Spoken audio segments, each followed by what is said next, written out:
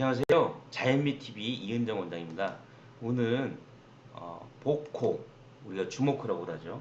복코의 교정에 대해서 말씀을 나눠볼까 합니다. 그리고 어, 부제목으로 제가 코를 성형할 때 시술할 것인가 수술할 것인가, 어떤 때 시술하고 어떤 때 수술하고, 여기에 대해서도 말씀을 나눠볼까 합니다. 저는 연세 자연미 성형과를 운영하고 있고 성형외과 전문입니다. 이 그림에서 보면 이게 이제 성형외과 교과서에 아주 서론편에 나오는 재밌는 그림이죠. 코 날개, 여기 코 날개 여기는 내안각에서 수직선으로 그은 선과 일치한다. 입꼬리는 동공의 내측에서 그은 선과 일치한다. 이런 재밌는 그 인체의 얼굴에 대해서 계측한 그림이 많이 나와 있습니다. 여기서 이 두 분을 보면 콧대, 코끝, 우리 얼핏 보더라도 콧대가 낮고 코끝이 크고 뭉툭하다. 이번은 콧대는 높고 코끝은 더 뭉툭하다. 우리가 대충 이렇게 일반적인 의학적인 지식이 없어도 알 수가 있죠. 그러면 제가 코 성형할 때 어떤 분이 시술하고 어떤 분은 수술할 것인가, 이렇게 두 그룹을 나눠봤습니다. 여기서 보시면 요 그림을 참고하면 좋을 것 같습니다. 코 날개에서 코끝을 이해하는 부위, 여기서 코 날개에서 코끝을 이해하는 부위, 여기서 이와 같이 수직선을 그었을 때 요 비율이 80%, 10%, 10%, 8대 1대 1 비율이면 코 모양이 좋다, 코끝 모양이 좋다, 이렇게 얘기를 합니다. 여기 이 두 분을 보면, 이분을 보면, 먼저 보시죠. 보면 여기서 수직선을 그었다 그러면 이 비율이 엄청나게 크죠. 이분도 마찬가지. 여기서 우리가 수직선을 걷다가 할 때 이 비율이 굉장히 크죠.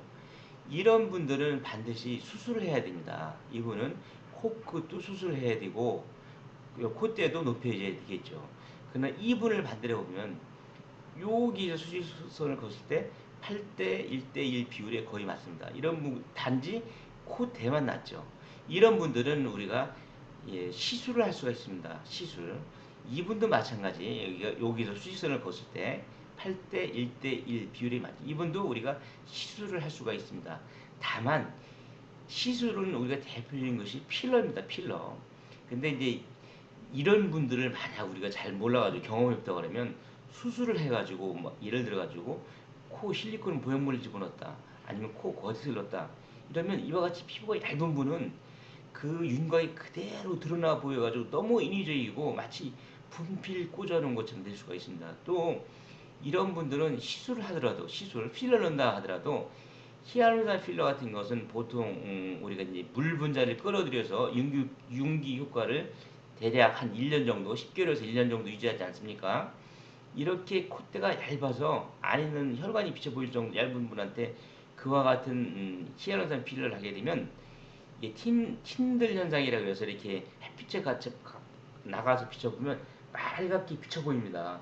아주 그렇게 나올 수 있는 굉장히 얇은 피부이죠. 그래서 이런 분들은 히알루론 필러 같은 거 많이 만들죠. 그러나 이런 분들 같은 경우는 우리가 히알루론 필러로 간단하게 높여줄 수가 있습니다. 근데 요즘은 필러도 히알루론 필러 말고도 아테콜 같은 반영구 필러는 자가 조직을 형성해서, 자기 조직을 형성해서 윤기 효과를 유지할 수가 있습니다. 이런 분 같은 경우는 사실은 뭐 아테콜 같은 거 맞으면 윤기 효과를 그대로 유지할 수가 있고 자기 조직과 똑같으니까 뭐 크게 뭐 윤기 효과를, 보통 우리가 아테콜은 10년 이상 반영구적으로 했는데 제 경험 보면 거의 연구 필러라고 해도 상관이 없습니다. 제가 볼 때는 저한테 오신 분들은 뭐 15년, 16년 됐던 분들 많이 오십니다.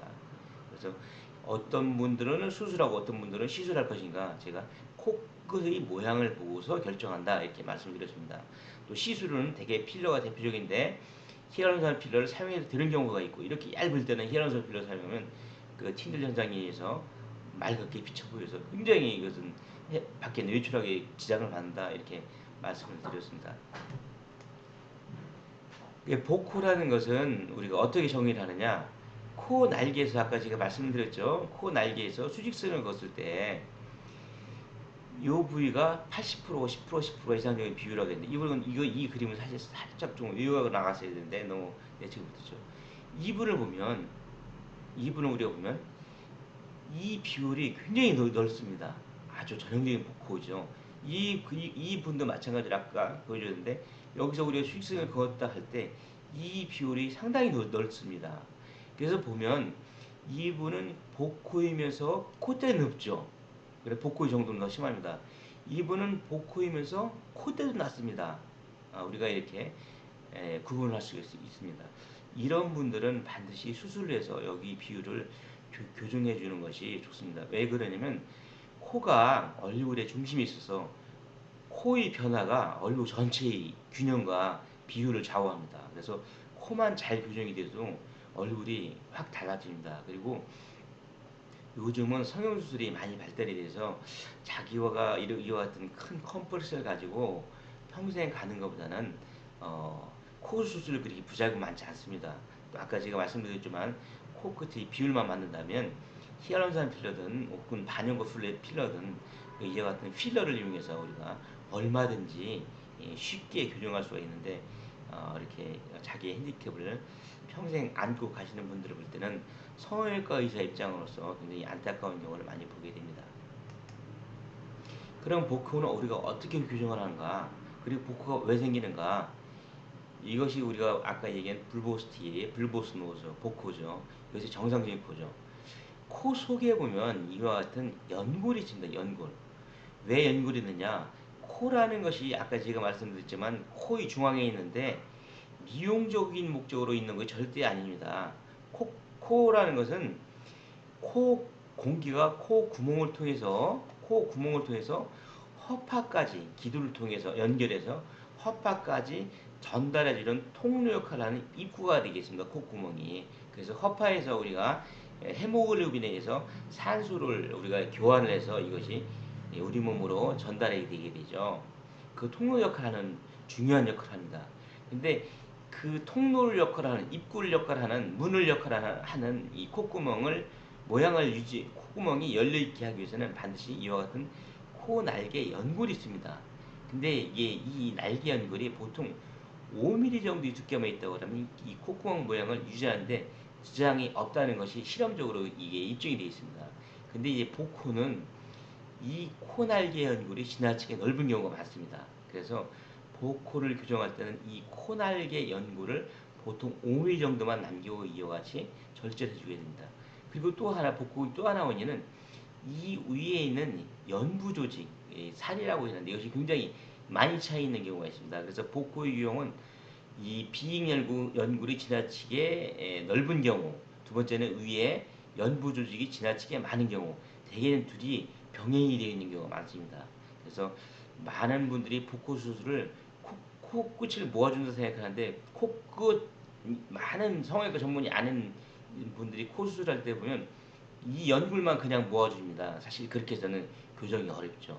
반드시 이와 같이 5mm 정도만 남기고 우리가 코 날개 연골을 절제해주고 그 다음에 이와 같이 여기서 보이는 것처럼 우리가 날개 연골을 모아주게 됩니다. 요 끝에가 각도가 약 60도. 여기도 60도. 그래서 양쪽 모아준 요 끝과 끝 거리가 보통 팁 디파이닝 포인트를 하는데 보통 4mm 정도가 유지가 되도록 만들어주는 것이 정상적인 과정입니다. 근데 보통 일반 성형외과 전문이 아닌 분들은 이 코 날개 연골을 여기가 이 바로 밑에가 아래가 그러니까 코 구멍입니다. 이 날개 연골을 절제하다가 이 코 구멍에 손상을 입혀서 결과적으로 이렇게 코 수술하고 나가지고 계속 지속되는 부작용, 염증 아니면 뭐 컨디션이 안 좋아지면 뭐 붓고 그 많은 부작용이 이 코 날개 연골을 절제하는 과정이 발생합니다. 그래서 이 많은 비전문의들이 이 과정을 절제하지 않고 그냥 난개 연골만 모아주고 복코 교정했다 이렇게 수술하는데 사실 복코 교정이 그렇게 간단하지는 않습니다. 이것을 5mm만 남겨 절제해주는 과정이 이 수술의 핵심이고 또 이 각도를 유지해주는 것이 수술의 핵심입니다. 그래서 이렇게 5mm만 남기고 비연골을 재조정한다. 그리고 이 가운데는 우리 주저앉지 않도록 우리가 연골 기둥을 세워주게 되죠. 이와 같은 과정을 통해서 우리가 복코를 수술해주고 위에 얹혀있는 연부질도 교정해준다. 그리고 더 중요한 것은 이와 같이 우리가 수술해준 것을 우리가 개방형 절개라 하는데 개방형 절개 후에는 이 빈 공간이 없이 완전히 막힐 수 있도록 우리가 수술해줘야 됩니다. 이것은 제가 교과에서 발췌한 것입니다. 그렇기 때문에 그냥 이렇게 특별히 가리지 않고 모자이크 처리하지 않았습니다. 그래서 코끝 성형수술은 이와 같이 넓은 코를 아까 이와 같이 것은 아까 얘기했던 비익 연구를 60도 정도로, 요 코끝 팁 디파인 포인트는 3mm 정도로 유지해주고, 그렇게 유지해주면 우리가 이와 같이 코 모양이 길쭉한 모양이 됩니다. 여기서 이와 같이 만드는 절개선을 우리가 개방형 절개라고 하는데, 이 개방형 절개 흉은 거의 잘 보이지 않습니다. 이렇게 해서 우리가 복코를 교정해준다, 주먹코를 교정해준다 얘기할 수 있습니다. 그리고 뒤에 코대가 낮은 것은 의료용 실리콘이라든가 보형물, 아니면 요새는 반영 필러로 하기도 합니다. 이것이 코 뒤를 높여줄 수도 있다. 실제 사례죠. 이와 같이 보면 넓은 비익 연부를 재조정하고 콧대는 의료용 실리콘으로 높여주고, 그리고 중요한 것은 우리가 이 부분, 이것을 우리가 인프라팁 로브라고 합니다. 사실은 우리가 여기서 보면 우리가 성형외과 전문의 이걸 다이아몬드 쉐입이라고 이렇게 얘기를 하는데, 이 인프라팁 로브를 만들어줘야지 자연스럽습니다. 이것이 없으면 코끝이 절벽처럼 떨어지죠. 인프라팁 로브는 되게 자기 연골, 되게 귀연골이나 아니면 비익 연골을 절제해서 나온 연골을 이용해서 우리가 이 인프라팁 로브를 만들어주겠죠. 마찬가지 유사한 사례가 되겠습니다. 이와 같이 복코의 교정에 대해서 말씀드렸고, 또 코를 성형할 때 시술할 것인가 수술할 것인가, 수술은 회복근이 필요하고 시술은 회복근이 필요 없지만, 시술도 우리가 필러인데 필러도 1년 유지가 되는 히알루론산 필러도 있고 또 반영구 필러도 있다. 또 그리고 피부가 지나치게 얇은 사람한테는 히알루론산 필러를 맞게 되면 틴들스 현상에서 밖에 외출할 때 상당히 1년 동안 고생하고 고민한다. 이렇게 말씀을 드렸습니다. 팩트 위주의 자연미 TV 이은정 원장이었습니다. 구독, 좋아요, 알림 이거 비용 들지 않습니다. 전혀 안 듭니다. 부탁드립니다. 감사합니다.